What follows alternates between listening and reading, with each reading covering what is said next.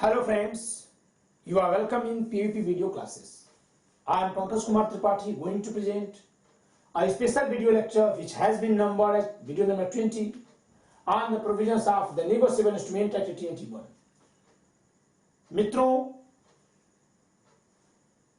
परक्राम में लिखित अधिनियम 1881 के प्रावधानों पर यह एक विशेष वीडियो लेक्चर है जिसको हमने 20वीं वीडियो लेक्चर का नाम दिया है, नंबर दिया है। इसमें हम लोग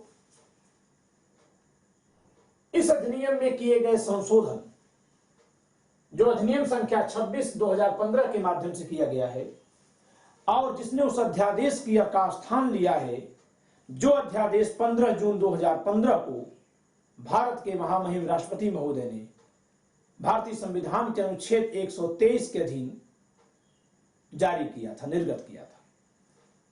यानी उस अध्यादेश को ही इस अधिनियम का रूप दिया गया है। यही कारण है कि यद्यपि यह संशोधन अधिनियम 26 दिसंबर 2015 को पारित होता है, लेकिन इसका प्रवर्तन, उस अध्यादेश के प्रवर्तन तिथि 15 जून 2015 से ही माना गया है।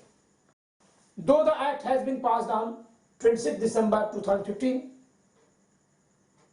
but it has been declared to come in force on the same day, from the same day on which the President of India has pronounced an ordinance which has been turned into this act, and the date is 15th June 2015. So date of enforcement is 15th June 2015 and date of passing of the act is 26th December 2015. मित्रों, इसमें मुख्यतः 3 संशोधन किए गए हैं। Basically 3 amendments have been made through this amendment act. धारा 6 के प्रथम स्पष्टीकरण का क्लॉज ए बदल दिया गया है, वहां एक दूसरा रख दिया गया है, प्रतिस्थापित कर दिया गया है। In section 6 clause A of explanation 1 has been substituted. और धारा 6 के स्पष्टीकरणों में एक संख्या बढ़ा दी गई है, एक तीसरा स्पष्टीकरण जोड़ा गया है। Okay, a new explanation third has been inserted in section 6. धारा 142 में जो प्रावधान थे उसको खंड 1 में रख दिया गया, धारा 1 का नाम दिया गया है, संज्ञा दी गई है और उसमें एक नई धारा जोड़ दी गई है जो बहुत महत्वपूर्ण है, जिसके लिए ही यह संशोधन हुआ है। और इसके अलावा इस अधिनियम में एक नई धारा 142 ए जोड़ी गई है, धारा 142 को, and a new section 142A has been inserted in this act. Okay, तो हम लोग पहले धारा 6 को पढ़ते हैं, देखते हैं इसमें क्या संशोधन किया गया है। धारा 6 का स्पष्टीकरण 1 में, in the negotiable instrument act 1881 in section 6 in explanation 1 for clause A, the following clause shall be substituted, namely A, a check in the electronic form means a check drawn in electronic form by using any computer resource and signed in source system with digital signature, with or without biometric signature and asymmetric crypto system or with electronic signature or as the case may be. Prior to the amendment, in this explanation,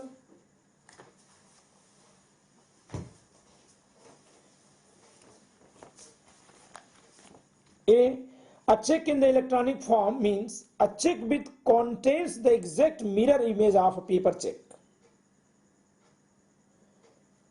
Basically, this phrase has been deleted. That is, a check in the electronic form means basically this phrase, a check which contains the exact mirror image of paper check. Now the electronic check doesn't mean the exact mirror image of a paper check, but it is a special kind of check generated through use of computer devices. Okay, धारा 6 के प्रथम स्पष्टीकरण में जो electronic check की व्याख्या करने में कहा गया था कि यह किसी कागज रूप में जो चेक है उसका एक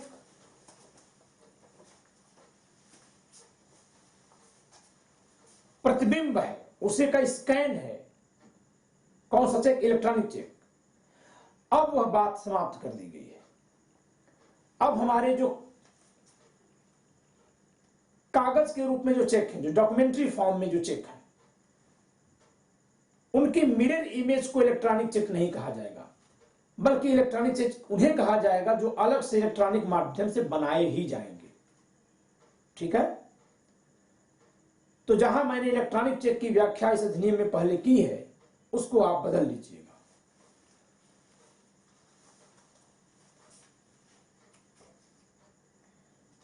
तीसरा स्पष्टीकरण क्या जोड़ा गया है? ये कोई खास नहीं है, इसके माध्यम से केवल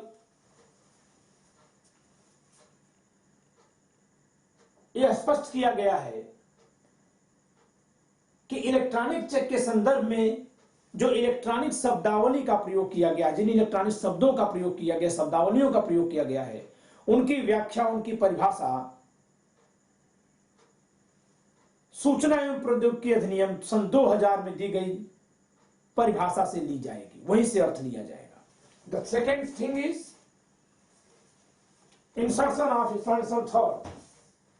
This is not important, but just of the nature of explanation, which explains that the meaning of several terms related to use of computer devices shall be taken as these have been defined in the Information Technology Act 2000. Okay. Explanation third. For the purpose of this section, the expression asymmetric crypto system, computer resource, digital signature, electronic form, and electronic signature shall have the same meaning respectively assigned to them in the Information Technology Act 2000. So this is mere an explanation, a declaratory explanation. धारा 142 में जो संशोधन किया गया है वह इस अधिनियम की धारा 138 के अधीन जो चेक बाउंसिंग के अपराध है उनके जांच और विचारण की अधिकारिता के संदर्भ में किया गया है। किस न्यायालय को उसकी जांच और विचारण की अधिकारिता होगी। ऐसे में धारा 142 दो बहुत महत्वपूर्ण है। इसमें कुल 2 खंड है, खंड क और ख, जबकि अधिकारिता निर्धारण के कुल 3 नियम है। मैंने यहां लिखा है, जबकि चेक अकाउंट पे ही चेक हो, जबकि चेक नॉन अकाउंट पे ही चेक हो, और जब एक मामला चल रहा हो उन्हीं पक्षकारों के बीच, तो उसी पीड़ित के द्वारा उसी अभियुक्त के विरुद्ध किसी भी प्रकार के चेक के बाउंस होने का दूसरा मामला आने पर क्षेत्राधिकारिता का निर्धारण कैसे किया जाएगा उसको मैंने यहां लिखा है। अर्थात जहां अकाउंट पे चेक पहला चेक है और बाउंस हुआ तो उसके अधिकारिता का निर्धारण धारा 142 खंड 2 के उपखंड 1 ए में लिखा गया है, जिसके अनुसार बहुत साफ है, अकाउंट पे चेक की दशा में उस न्यायालय को क्षेत्राधिकारिता होगी जिस न्यायालय की स्थानीय सीमाओं के अधीन के भीतर वह बैंक स्थित है, जिस बैंक में उस व्यक्ति का अकाउंट है जिसके पक्ष में वह चेक जारी किया गया है। कौन सा अकाउंट? वह अकाउंट जिस अकाउंट में भुगतान के लिए उसने वह चेक लगाया था। यानी अकाउंट पे चेक की दशा में जिसके पक्ष में, यानी धारक के पक्ष में, जिस व्यक्ति के पक्ष में वह चेक जारी किया गया है, वह जिस बैंक के अपने अकाउंट में उस चेक को भुगतान के लिए पेश करता है और चेक बाउंस होता है, उसी बैंक को पर अधिकारिता रखने वाले न्यायालय में ऐसा मामला संस्थित किया जाएगा। अर्थात यदि कोई व्यक्ति कलकत्ता से अपने बैंक अकाउंट से एक चेक हमें लिखता है जिसका लखनऊ में भुगतान होना है, जो मेरे अकाउंट पे ही है, मैंने उसे अपने लखनऊ के अकाउंट में, बैंक अकाउंट में लगाया और वो चेक बाउंस हो गया, तो यहां क्षेत्राधिकारिता लखनऊ के न्यायालय को होगी। अगर मैं यही चेन्नई के अपने बैंक अकाउंट में लगा दूं चेक और वहां वो बाउंस हो जाए तो चेन्नई के कोर्ट में मैं कर पाऊंगा, ठीक है। लेकिन नॉन अकाउंट पे चेक की दशा में, नॉन अकाउंट पे चेक की दशा में उस बैंक में, जहां उस बैंक पर स्थानीय क्षेत्राधिकारिता रखने वाले न्यायालय में मुकदमा होगा जिस बैंक में चेक निर्गत करने वाले का अकाउंट है। यानी कलकत्ता में बैठा व्यक्ति यदि मेरे फेवर में जो चेक दिया है वो नॉन अकाउंट पे ही है और मैं इस चेक को लगाता हूं और ये बाउंस जाता है, तो मुझे मुकदमा करने के लिए कलकत्ता के न्यायालय तक जाना होगा, ठीक। अब अगली बात बहुत साफ है, ये धारा 142A(3) ये कहती है कि संशोधन अधिनियम के लागू हो जाने के बाद अगर किसी एक व्यक्ति ने किसी दूसरे व्यक्ति पर धारा 138 के अधीन आपराधिक कार्रवाई कर रखी है, धारा 142(2) खंड ए के नियम के अनुसार अथवा 142(2) ख के नियम के अनुसार, क या ख के नियम के अनुसार, तो अब उसी व्यक्ति द्वारा अगर उसी दूसरे व्यक्ति के विरुद्ध कोई दूसरे भी चेक बाउंस का केस किया जाता है तो उसके संदर्भ में धारा 142(2) का नियम लागू नहीं होगा, चाहे चेक अकाउंट पे ही हो या नॉन अकाउंट पे, बल्कि वो उसी न्यायालय में चला जाएगा जिस न्यायालय में पहले से ही उन दोनों के बीच वो मामला, कोई पहला मामला चल रहा है। यानी जितने और भी मामले पेंडिंग के दौरान दूसरे मामले जो चलेंगे वो सब वहीं जाएंगे। आपको मैं बता दूं कि संशोधन से पहले क्षेत्राधिकारिता का निर्धारण सीआरपीसी के अध्याय 13 से हो रहा था, जिसे अब अलग से लिख दिया गया है। धारा 142 को एक अंतःकालीन प्रावधान करती है, यह कहती है, इसके खंड 1 और 2 वो कहते हैं कि जब कभी इस अधिनियम के लागू होने से पहले जो केसेस पेंडिंग थे वो सब इस अधिनियम के अनुसार उस न्यायालय में जिसको इस अधिनियम संशोधन अधिनियम से अधिकारिता दी गई है उसमें अंतरित मान लिए जाएंगे, यानी वो माना जाएगा कि उनको अंतरित कर लिया गया है, अर्थात सब अंतरित होंगे। अर्थात ये रिट्रोस्पेक्टिव इफेक्ट है, ठीक है, इसका रिट्रोस्पेक्टिव एप्लीकेशन है, वो सब अंतरित माने जाएंगे, अर्थात अब उनको उस न्यायालय में अंतरित किया जाएगा जो यदि यह धारा पहले से ही लिखी गई होती, धारा 142(2) पहले से हुई होती, जब वो मुकदमा संशोधित किया गया था तभी होती, तो जहां के न्यायालय में संशोधित किया जाता धारा 142(2) के उपबंधों के अनुसार वहीं के न्यायालय में अंतरित कर दिया जाएगा। अर्थात जो पेंडिंग मामले हैं उनको इस अधिनियम से अब गवर्न किया जाएगा। The next two amendments are and section 142. Here the Amendment Act provides as in the Principal Act section 142 shall be numbered as subsection 1 thereof, and after subsection 1 as so numbered the following subsection shall be inserted, namely 2 subsection 2 the offence under section 138 shall be inquired into and tried only by a court within whose local jurisdiction A, B. There are two kinds of parameters to decide the jurisdiction of trial court. These two, okay. If the check is delivered for collection through an account, it means if the check is a check of account pay nature, okay.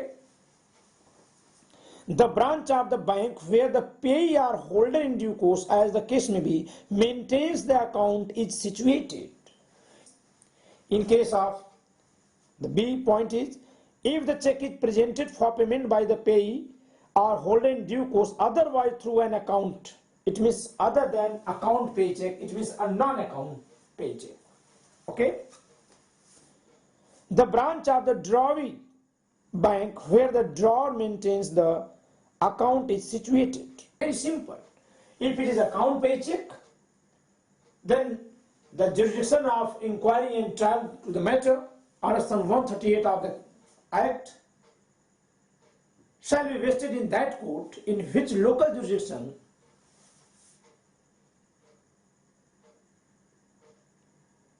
the bank is situated, where the drawee, the person in whose favor the check has been issued, has that account in which it is to be credited. But in case of non-account paycheck, the jurisdiction shall be vested in that court in which local jurisdiction the bank is situated, from which account the amount to be debited. There is an explanation. For the purpose of clause A, where a check is delivered for collection at any branch of the bank of the payer holder in due course, then the check shall be deemed to have been delivered to the branch of the bank in which the payer holder in due course, as the case may be, maintains the account. It means, I have explained also. Okay. This point is based on clause 3 of section 142A. Clause 3 of section 142A explains it that if there is a case of section 138 of the Negotiable Instrument Act between A and B, A has instituted a case against B. Another cause of action under section 138 of this act is aroused in favor of A against the same accused B.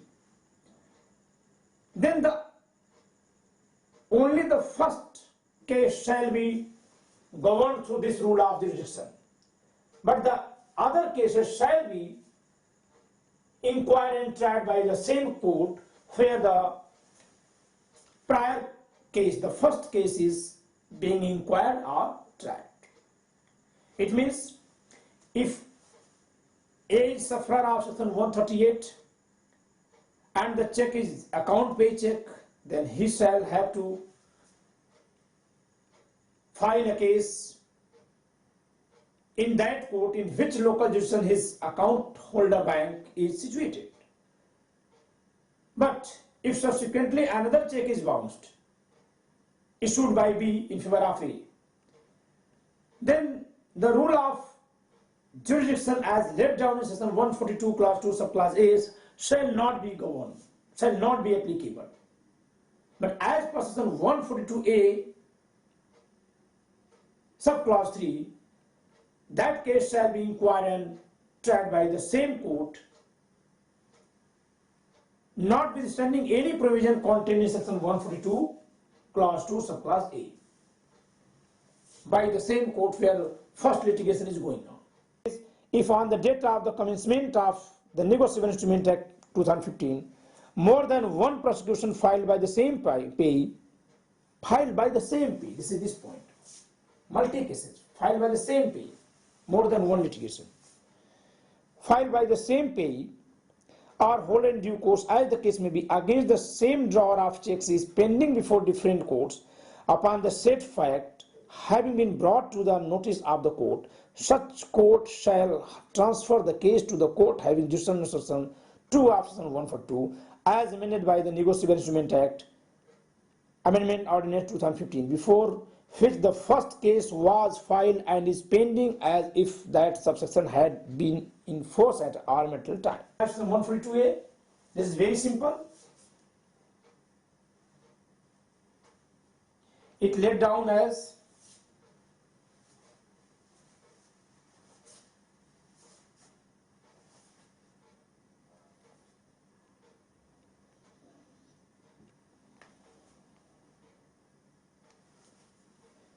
validation for transfer of pending cases, notwithstanding anything contained in the Code of Criminal Procedure 1973 or any judgment, decree, order or any direction of any court, all cases transferred to the court having jurisdiction under subsection 2 of section 142.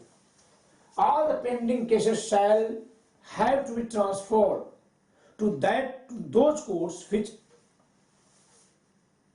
have jurisdiction as per the amended provisions and laid down in section 152 clause 2. Okay.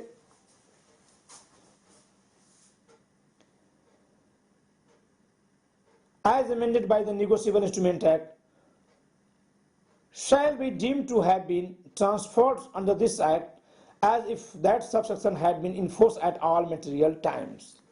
Second, notwithstanding anything contained in section 2 of section 142 or section 1, where the payee or the holder in due course as the case may be has filed a complaint against the drawer of a check in the court having jurisdiction under section 2 of section 142, or the case has been transferred to that court under section 1 and such complaint is pending in that court, all subsequent complaints arising out of section 138 against the same drawer shall be filed before the same court irrespective of whether those checks were delivered for collection, presented for payment within the territorial jurisdiction of that court. Okay? इस प्रकार आपने क्या क्या बातें समझ ली कि संशोधन के लागू होने से पहले धारा 129 के अधीन आपराधिक कार्रवाई के लिए क्षेत्राधिकारिता का निर्धारण दंड प्रक्रिया संहिता 1973 के प्रावधानों से हो रहा था और कुछ एक मामलों में सर्वोच्च न्यायालय ने कुछ गाइडलाइन दी थी, उसके अकॉर्डिंग हो रहा था और भी कोर्ट्स ने जगह जगह गाइडलाइन दी थी। अब उनको हटा दिया गया। अब यह अधिनियम स्वयं अपने लिए क्षेत्राधिकारिता के नियम लिख रहा है, ठीक, जिसमें धारा 142(2) में दो प्रकार से प्रावधान किया गया।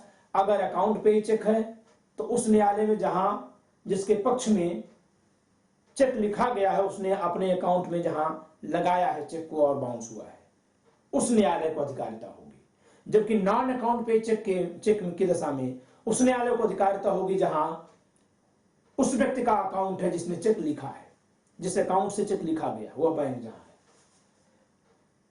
और एक बार चेक बाउंसिंग का एक मुकदमा चलते रहने पर चलते रहने के दौरान यदि वही पक्ष के विरुद्ध उसी व्यक्ति के विरुद्ध उसी अभियोजक द्वारा दूसरा, तीसरा, चौथा, आठवां, 10वां चाहे किसी भी संख्या में चेक बाउंसिंग का कोई मुकदमा लाया जाए, चाहे वो अकाउंट पे चेक का हो या नॉन अकाउंट पे चेक का, तो फिर वो धारा 142 के खंड 2 के खंड क या ख से संचालित नहीं होगा, बल्कि वो धारा 142 क के खंड 3 से संचालित होगा और पहले से जहां मुकदमा चल रहा है उसी में वो जाके जुड़ जाएगा।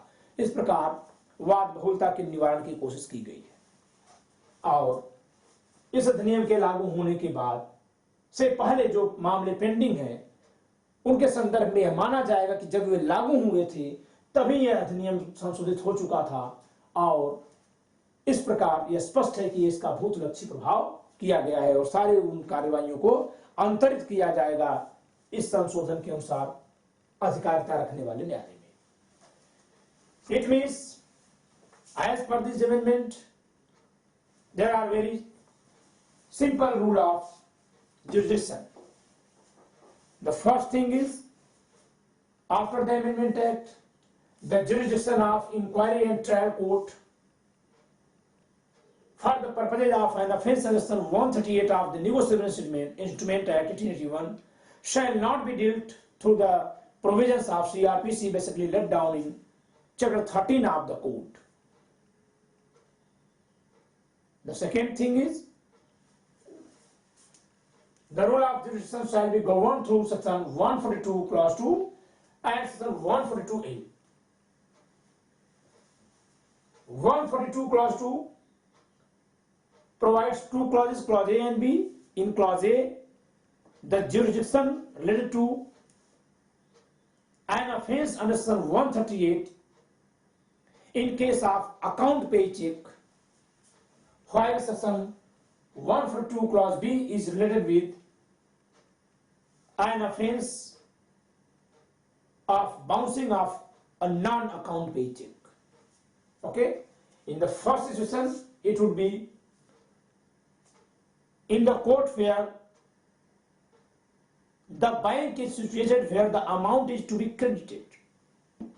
Here, up to the court where the bank is situated from which account the amount is to be debited.